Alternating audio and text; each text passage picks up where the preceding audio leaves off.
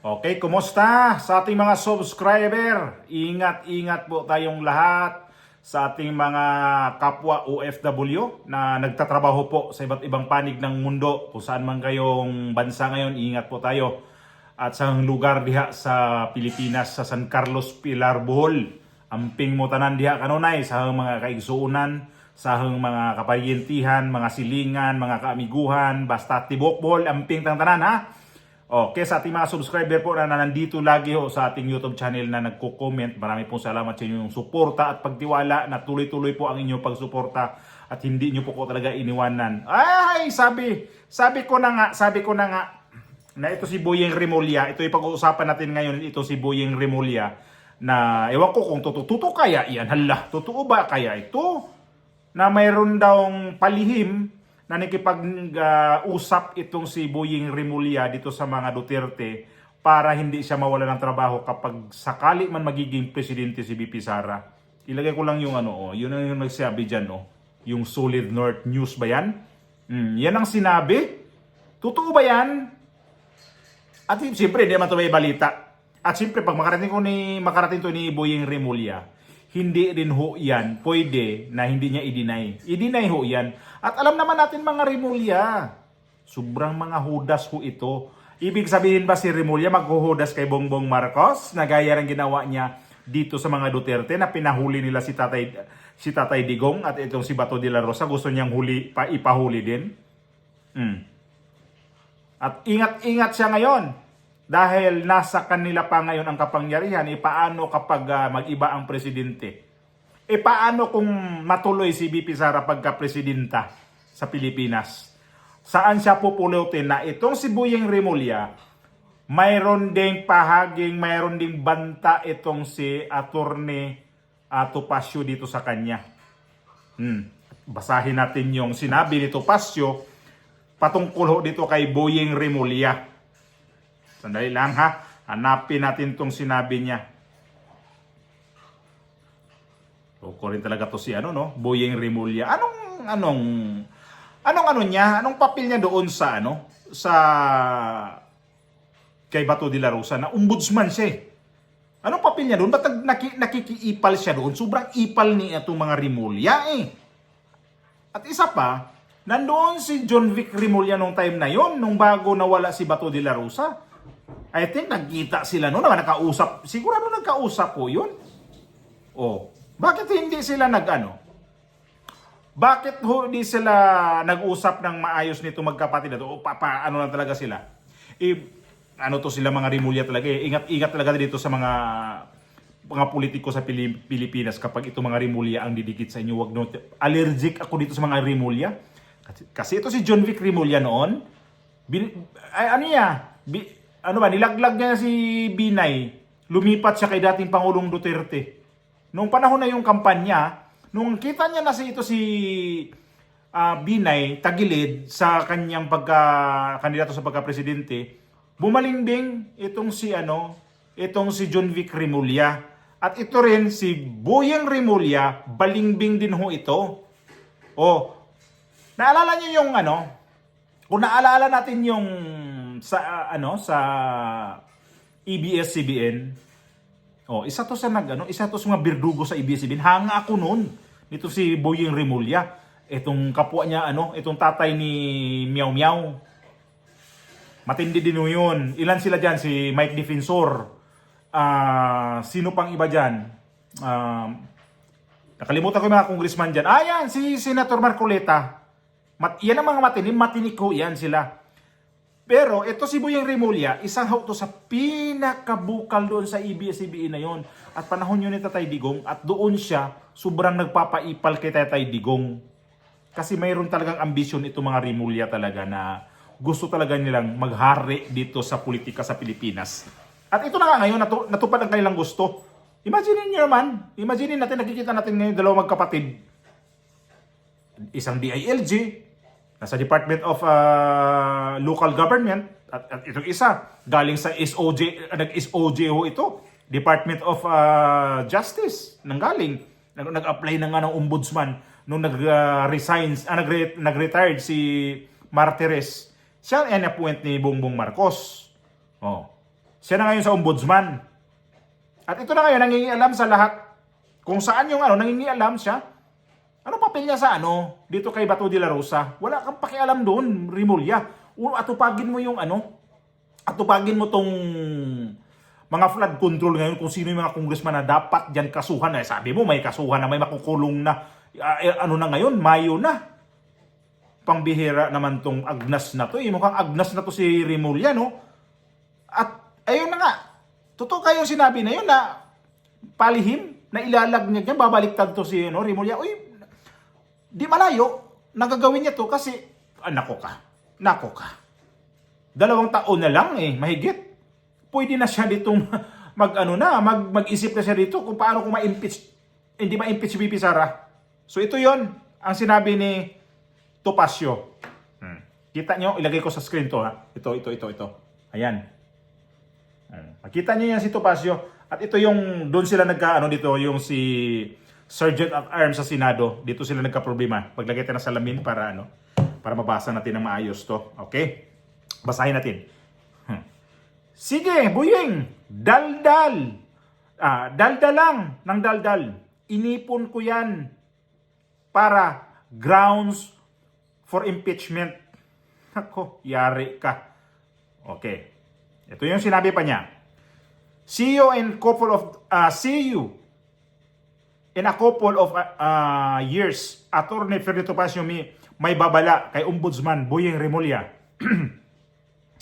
PDP Deputy Spokesperson, Attorney released successive statement, Ferdy Topacio versus Ombudsman, Boyeng Rimulya in relation to his statements and the ongoing controversy regarding the tension and warning shot incident in the Senate last May 13. On his X account, former Twitter, Topacio questioned Rimulya's alleged interference in the Senate matter while there are other long-standing controversial cases that the public is allegedly awaiting.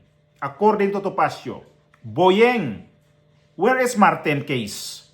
Nothing yet, right? Because you keep endeeping in your job, you are GGSIS. Very good of yourself. Yun pala yung nun. Anong nito? Meaning nitong GGSIS. Following this, release another statement that appears to be warning against Ombudsman. Sige Boyeng, daldal lang ng daldal. Inipon ko yan para grounds for impeachment. See you in a couple of the years. Yeah, bye. Yeah, bye. Topacio's statement came out along with hitting issue regarding the action of the Ombudsman against acting Senate Sergeant at Arms retired Police Major General Mau Aplaska after he was imposed a 6-month preventive suspension in connection with warning shot incident. The camp was angry by some personalities like Attorney Israelito Turyun, lawyer of Senator Bato de la Rosa, that the Ombudsman in the Senate, Sergeant at Arms, may not have any jurisdiction because it is part of the Senate internal affairs as a co-equal branch of government. Meanwhile, the Ombudsman defended its investigation and said it was important to investigate tension between Senate Security and National Bureau of Investigation (NBI) operatives. As of now, Ombudsman Rimulya has not yet an official response to Attorney policies Topacio on social media. Antayin natin to Lunes kung ba to siya. Sasagot dito sa sinabi ni Topacio na may sagot dito na sige ka, daldal. Iniipon ko lahat yan. Pagdating ng dalawang taon mula ngayon, manda ka, filean kita ng impeachment kasi ang ombudsman kasi, itong ombudsman kang posisyon, no? hindi ho yan pwede na pag hindi matapos ang kanilang edad niyan, hindi sila pwede tanggalin. Sa pamamagitan lang ho sila dyan na i-impeach din, kagaya dito sa ginawa nila kay VP Sara. So ito ngayon, ito si Remulla, may posibilidad ito na pwede siya nang filean ng tawag nito, impeachment kapag maiba ang presidente. Lalo pag si VP Sara ang mapresidente, tagilid siya dito. Kasi yun ang naisip ko rin na ito, sobrang niya ngayon panghaharas dyan sa ginagawa niya, sa akala niya, siya na yung Diyos-Diyosan dyan. Akala siguro nito na walang hangganan. Yan ang naisip ko, ito, darating ang araw, kapag magkaroon to ng ibang presidente, ibang gupang gobyerno, may tendency ho itong i-impeach. At ito na ngayon, inunahan niya na itong iba dito. Ang ginawa niya na ngayon, may nag-iisip na siya dito na pwede ko itong mag-umpisa na ako dito, maglalabi-labi na ako dito sa dito sa kung sino mang sunod-sunod na presidente. Itong si VP Sara. Kasi, pag si VP Sara, halimbawa, close na sila, hindi ako pwedeng palitan dito, hindi ako pwedeng galawin dito. Nagkamali siya. Kasi isa ka sa nagpadala kay Tatay Digong sa The Hague. Kaya akala mo siguro, Boyeng Remulla, na yung sinasabi mo na na sobrang galit ka dito kay Aplas ka. Di natin alam yan na yung nangyari kay Bato de la Rosa. Pwede nila yung pinag-usapan nila yun Patakasin mo na lang yan kasi para makabawi tayo dito sa ginawa natin sa kay dating Pangulong Duterte na ginawa ninyo noon. Di ba may sabi nga na group effort. Kayo ho yun magkapatid Anyo, itong DND Secretary, itong si Teodoro, Bongbong Marcos, kayo ho yun. Ang mga Duterte ba papayag na ikaw sa ombudsman, ako presidente, ako VP Sara, halimbawa, magiging presidente ako, ikaw ang magiging ombudsman ko? Sige. Yung ginawa mo sa aming pamilya, di gagawin din namin sa iyo ngayon. Filean kami ng kaso, impeachable din yan. Ang lakas loob mo ngayon, maghanap ka ng mga ganyan, na mga imbestigahan yan sa Senado, hindi mo trabaho yan, Boying, Hindi mo trabaho yan, ombudsman. Antayin mo kung may mag-file ng kaso na sa iyong opisina, yan ang trabahuin mo. Hindi yung ikaw yung nangunguna dyan na magpapreskon. Agnas boy? Kasi hindi talaga maganda tingnan na lahat na lang ng mga dyan, problema sa Pilipinas, pinakialaman mo na wala ka namang na-resolve. Itong missing sa Bungero, anong balita noon? Nung ikaw pa yung DOJ Secretary. Sus, ginoo ko. Umalis ka na lang sa pagka-DOJ Secretary pero wala nga yung mga sabungero, yung mga biktima ng mga sabungero. Tapos, ngayon si Atong Ang saan na? Flood control. Ano nangyari ngayon sa flood control natin, Boyeng Remulla? Ang dami mong sinasabi na bago matapos ang taon ng 2025, maraming makukulong doon, magpapasko sa kulungan. Ano na? Ayan na, darating na naman yung tagbaha sa Pilipinas. Mayo na ngayon. Tandaan mo. So ito na ngayon ang ginagawa rin sa Senate, Busy na naman sila ngayon kung sino magiging Senate President. Kasi ayaw talaga nila yan na mabuksan ulit yung flood control na yan at itong impeachment. Yan yung dalawa ang kinatatakutan ng mga senador dyan na itong nasa minority ngayon. Kasi pag nabuksan ulit yung flood control na yan, sigurado timbuang lagi ng mga hudas diya. Ikaw, kay isa kang hudas din. Hudas ka naman talaga Ikaw yung magkapatid, hudas kayo Itong si John Vic Nasabi ko nga kanina, nilaglag mo si itong si Binay. Kasi nga, ang mo talaga, tagilid si Binay, hindi mananalo. Tumalon ka ngayon kay Tatay Digong.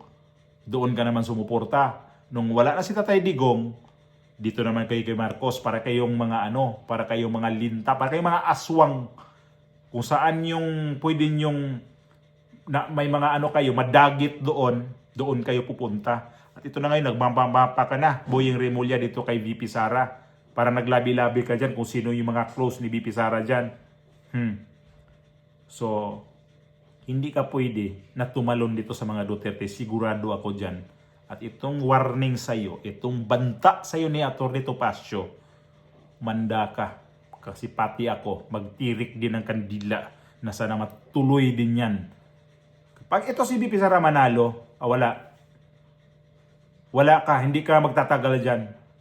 Siguraduhin mo na lang na hindi ka dyan, maayos yung trabaho mo. Huwag ka alam sa may hindi mo trabaho. NBI, huwag ka muna alam sa NBI. Ayusin mo muna yung mga flood control dyan, yung mga congressman dyan na yung mga sabi mo mga humingi ka ng salin. Yun ang matupagin mo. Huwag yung dito muna sa dito sa bagong nangyari ngayon sa Senate kasi bago ho yan yung luma ayusin mo na. Ang dami mo mga trabahong hindi mo ginawa. Maghudas ka na naman ulit dito kay Bongbong Marcos, yung mga wala kayong na-accomplish gagaya ng amo mo, wala kayong accomplishment sa inyong panggobyerno. Kakahiya talaga kayo. Tapos ngayon, ilalaglag mo si Bongbong Marcos, balag mo ilalaglag yan. Sigurado naman talaga ilalaglag nyo yan pagdating ng panahon kasi na si Marcos, pwede naman yung tatakbo na Sigurado, kapag may mag-file na mga kaso kay Bongbong Marcos, sigurado sakyan mo yan. Manda ka. Kasi mayroon ka pang isang sinasabi noon nung in-interview ka. Manda ka lang kasi ugali mo talaga, manglaglag ka. Kaya yung sinabi mo noon sa interview na basta, mayroon kang sinabi noon. So, magdasal ka na lang na ma-impeach ng tuluyan ito si VP Sara. Pero hindi pa din Si Basti pa rin magiging presidente o kaya si Pulong. May paglalagyan ka pa rin. At Tornito Pasio, mo to, ituluyan mo na to. Kapag nawala ng si Bongbong Marcos, tuluyan mo to. Magdasal ka na, Buyeng Remulla. Sakit ka pa naman, sabi mo, cancer-free ka na. Baka tuluyan ka na ma-cancer-free nito sa pag-iisip. Kawawa naman tong mga politiko ngayon, sobrang balimbing. Leche kayo.